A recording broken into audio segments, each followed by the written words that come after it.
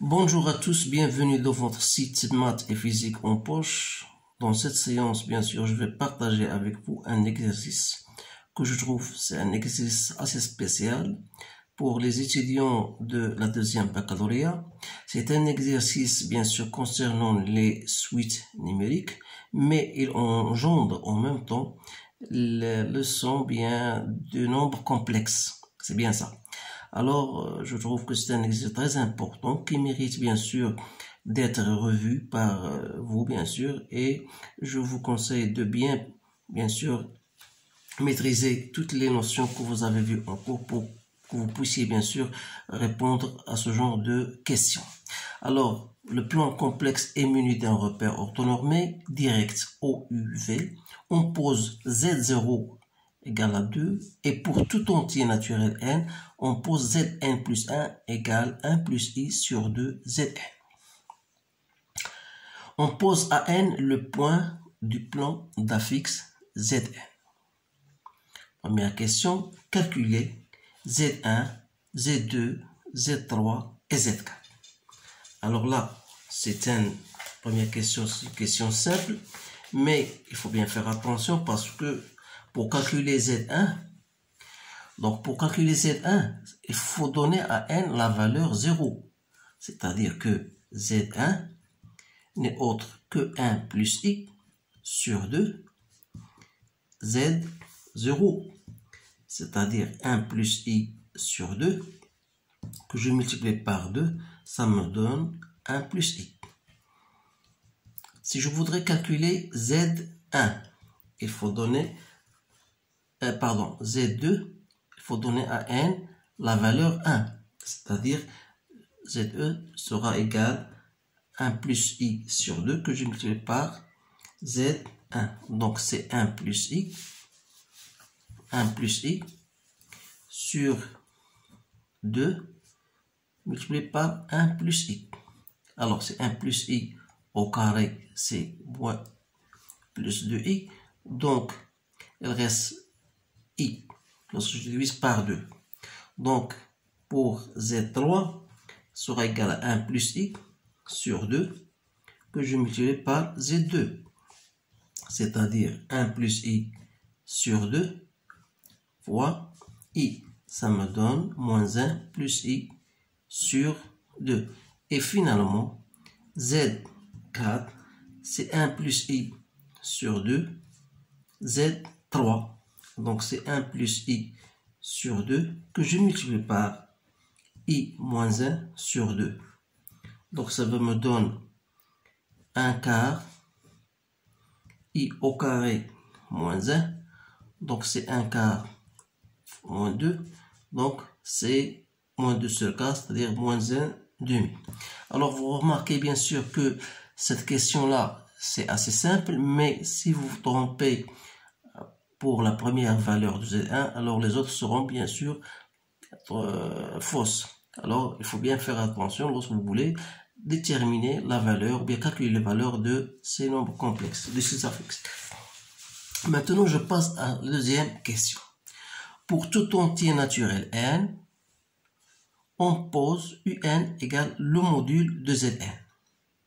Justifiez que la suite un est une suite géométrique, puis établir que pour tout entier naturel n, vous avez un égale à 2 fois 1 sur racine de 2 à la puissance n. Alors là, je vais vous faire un petit rappel. C'est pour montrer qu'une suite est géométrique. Il suffit normalement de montrer que un plus 1 égale à q un.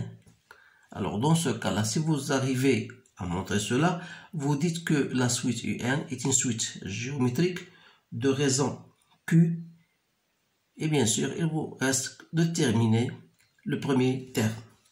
Alors vous remarquez bien que d'après ce que nous avons ici, on pose un égale le module de Zn. C'est-à-dire que un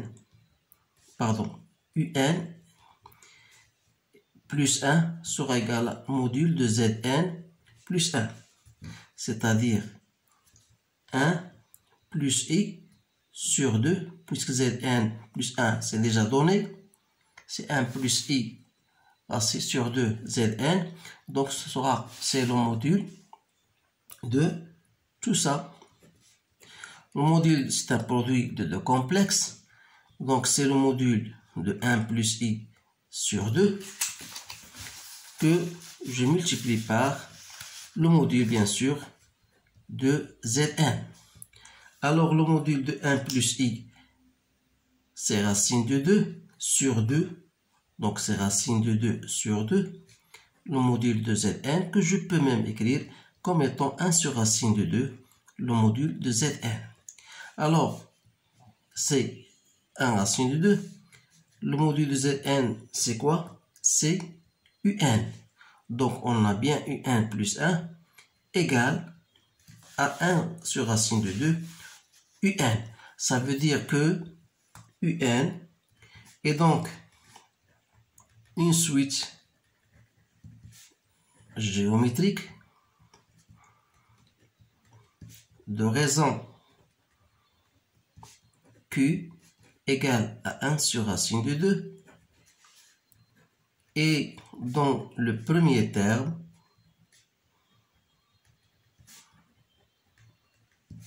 est U0 qui n'est autre que le module de Z0 comme Z0 égale à 2, donc ça restera 2.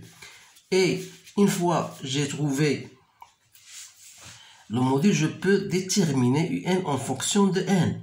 Donc un d'une façon générale, c'est comme le premier terme c'est I0, je dois multiplier par Q à la puissance n, c'est-à-dire que un, I0 c'est 2, Q c'est 1 sur racine de 2 à la puissance n. Voilà la réponse, c'est bien ce qu'ils nous ont donné. Maintenant, je passe à la troisième question. La troisième question, voilà, on vous dit établir que pour tout entier naturel n, Zn plus 1 moins Zn sur Zn plus 1 égale à i. Donc, c'est une question, je dis que c'est une question simple. Il suffit de remplacer sans bien sûr, se tromper.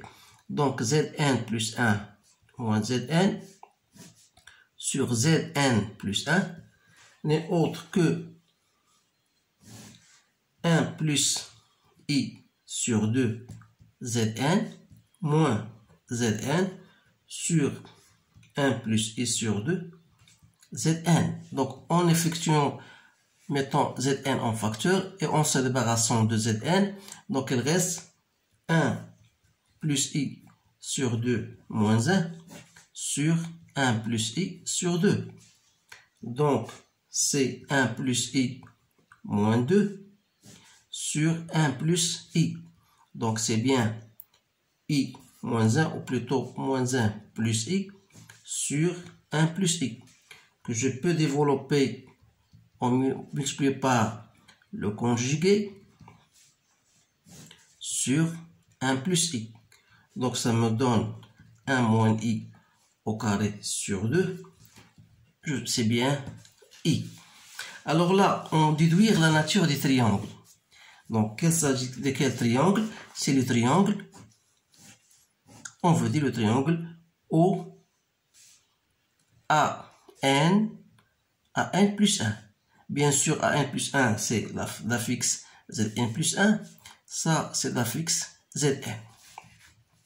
Alors, pour déterminer la nature de ce triangle-là, on vous a bien sûr donné la question précédente. Et ça, c'est un conseil que je vous donne. Chaque fois qu'on vous donne une question en maths à l'examen, soyez sûr et certain que cette question va vous aider bien sûr à trouver la réponse de la question qui suit. Alors là, que ça veut dire Zn plus 1 moins Zn sur Zn plus 1 égale, c'est-à-dire pour déterminer la nature de ce triangle-là, on aura besoin d'un certain angle.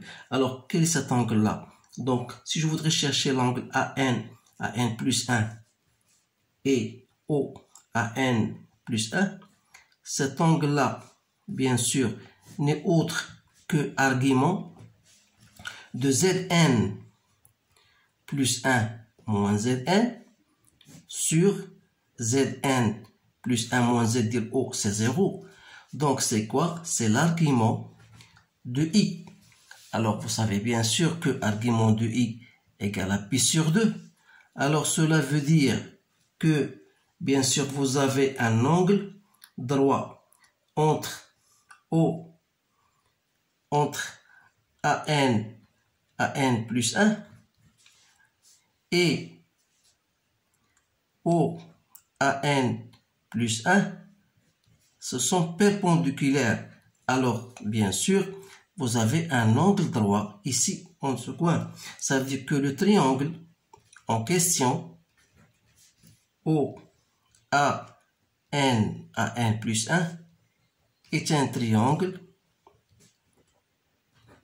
rectangle, bien sûr, en AN plus 1. Voilà la fin de cet exercice. Alors, vous voyez que c'est un exercice assez simple, mais il présente certaines difficultés. Il engendre, comme je vous l'ai dit, bien sûr, engendre la notion de nombre complexe avec la notion de, bien sûr, des suites numériques. Alors, essayez de le répéter pour que vous, bien sûr, vous maîtrisez certaines notions que vous avez déjà vues en cours. Donc, il ne me reste qu'à vous remercier de votre attention et de vous dire à bientôt.